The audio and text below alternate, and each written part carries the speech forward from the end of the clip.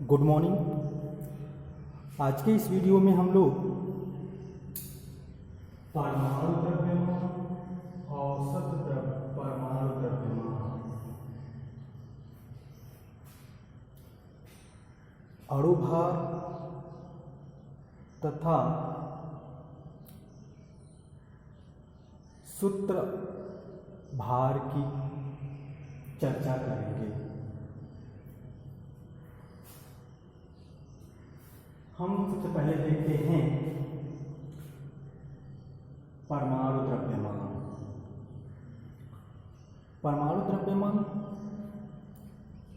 अगर हम परमाणु के द्रव्यमान की बात करें तो आधुनिक समय में एक परमाणु का द्रव्यमान ज्ञात करने के विभिन्न उपकरण उपस्थित हैं, परंतु पहले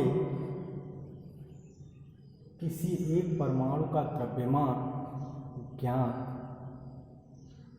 करने के उपकरण उपलब्ध नहीं थे।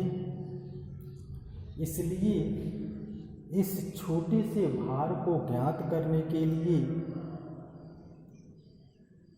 किसी एक परमाणु के द्रव्यमान को यूनिट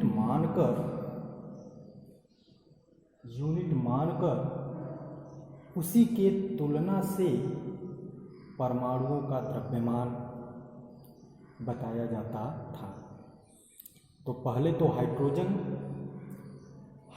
ही एक ऐसा तत्व था जो बहुत हल्का था, जिसका द्रव्यमान एक यूनिट मानकर उसी की तुलना करके अन्य तत्वों का परमाणु द्रव्यमान ज्ञात किया जाता था। परंतु आधुनिक समय में यह जो परमाणु द्रव्यमान है उसको कार्बन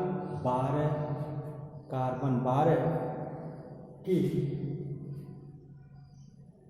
एक परमाणु के द्रव्यमान से तुलना करके किया जाता है। अगर परमाणु द्रव्यमान की आधुनिक परिभाषा देखी जाए तो आधुनिक परमाणु द्रव्यमान का परिभाषा यह है कि किसी तत्व के एक परमाणु का द्रव्यमान कार्बन 12 के एक परमाणु के द्रव्यमान के 1/12वें भाग से जितना गुना होता है उसे उस तत्व का परमाणु द्रव्यमान कहते हैं और इसे AMU में भी प्रदर्शित करते हैं। परमाणु द्रव्यमान को AMU से प्रदर्शित करते हैं और एक AMU का शाब्दिक अर्थ होता है एटॉमिक मास यूनिट। इसको U से भी प्रदर्शित करते हैं,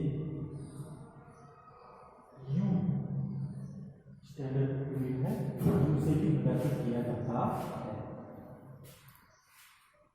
तो अब अगला क्या है?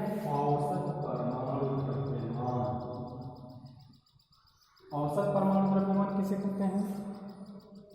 वैसे देखा जाए तो कोई एक तत्व है तो उसमें उस तत्व के एक से अधिक समस्थानिक उपस्थित होते हैं।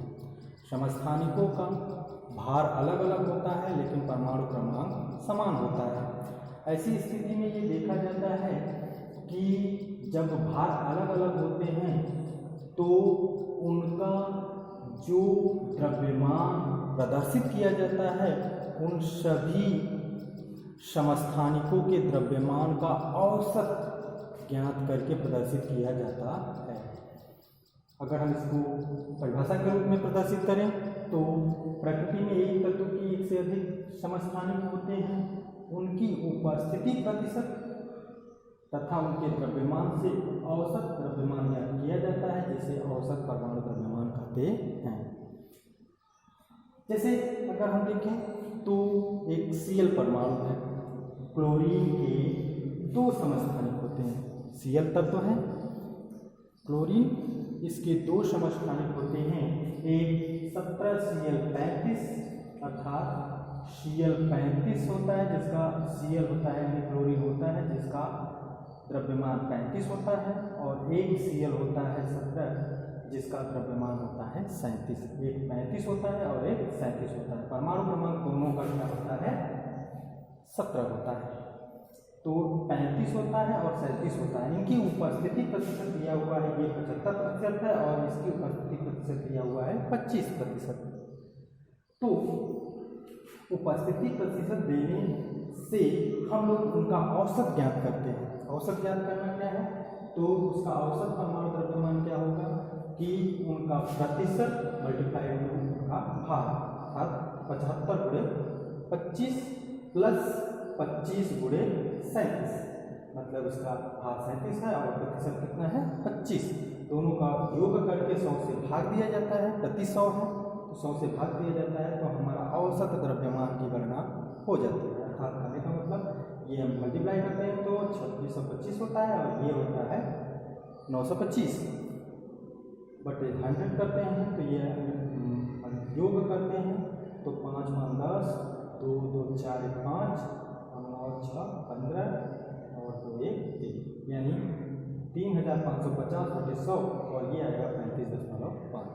यानी क्लोरीन का जो भार बताया जाता है वह 35.5 बताया जाता है, जो कि एक औसत द्रव्यमान है।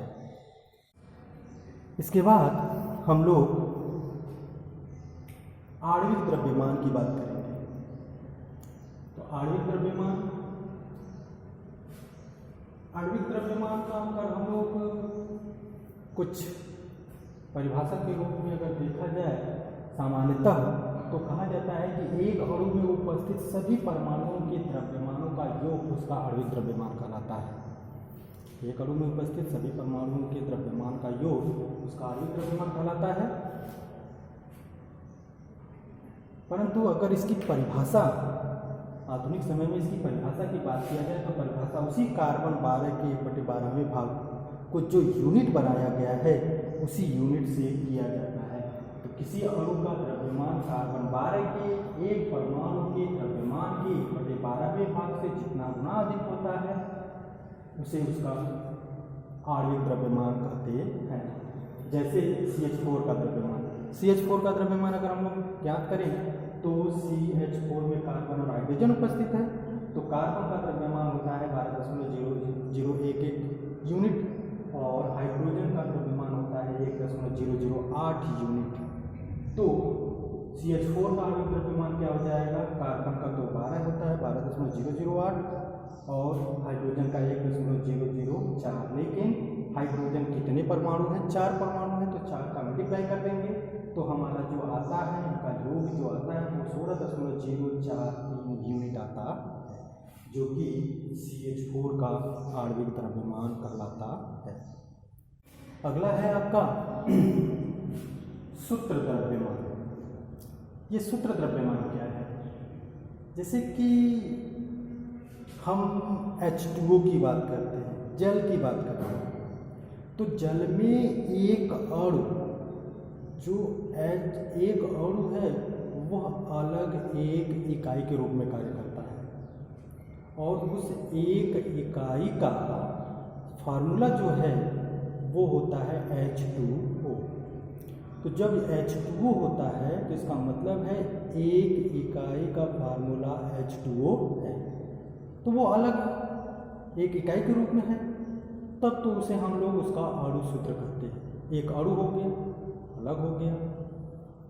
लेकिन कुछ ऐसे भी पदार्थ होते हैं जिन्हें एक अणु के रूप में अलग नहीं किया जाता है या नहीं रहते हैं। वे एक दूसरे में बंधकर एक जालनुमा स्ट्रक्चर बनाते हैं, एक जालनुमा स्ट्रक्चर बनाते हैं और वो किससे कौन जुड़ा है ये फिक्सली अलग नहीं होते हैं, सबका सबसे कोई ना कोई संपर्क रहता है। इस तरीके से वो अलग अलग एक इकाई के रूप में नहीं होते हैं। जैसे हम लोग देख लेते हैं, यहीं पर हम लोग सूत्र द्रव्यमान की बात करते हैं तो कुछ पदार्थ इकाई के रूप में नहीं होते हैं वरन वे एक दूसरे से आने का बंध बनाकर एक जाल के रूप में होते हैं, तो उनका सूत्र द्रव्यमान ज्ञात किया जाता है। जैसे NaCl, अगर हम NaCl की बात करें तो NaCl में जो Na है वह 6 Cl परमाणुओं से घिरा होता है। एक जो NaCl में जो एक सोडियम है वह 6 Cl माइनस आयन से घिरा होता है। 1 2 जैसे ये है तो 1 2 3 4 5 6।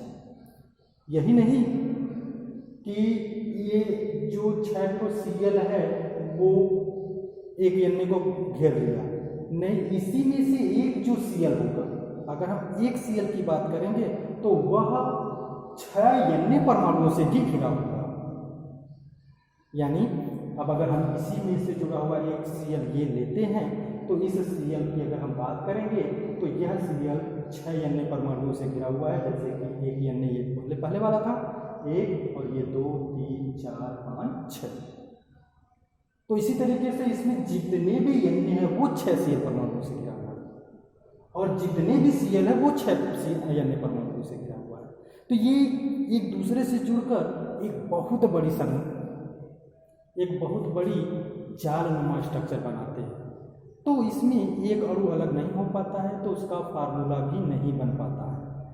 तब हम लोग क्या करते हैं, उसके एक निश्चित आयतन से उनका एक सूत्र ज्ञात करते हैं और एक सूत्र ज्ञात करते हैं, हम उसी सूत्र का हम लोग भार ज्ञात करते हैं।